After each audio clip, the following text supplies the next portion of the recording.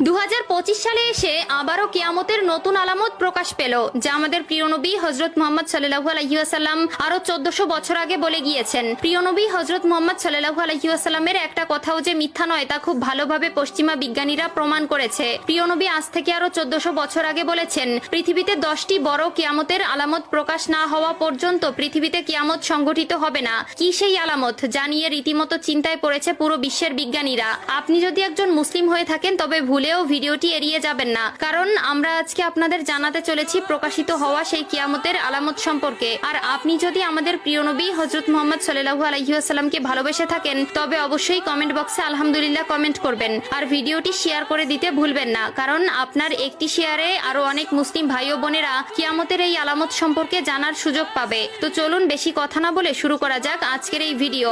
হাদিসে বর্ণিত আছে, কিয়ামত সংঘটিত হওয়ার পূর্বে পুরো পৃথিবী থেকে পবিত্র আল কোরআন উঠিয়ে নেওয়া হবে। প্রিয়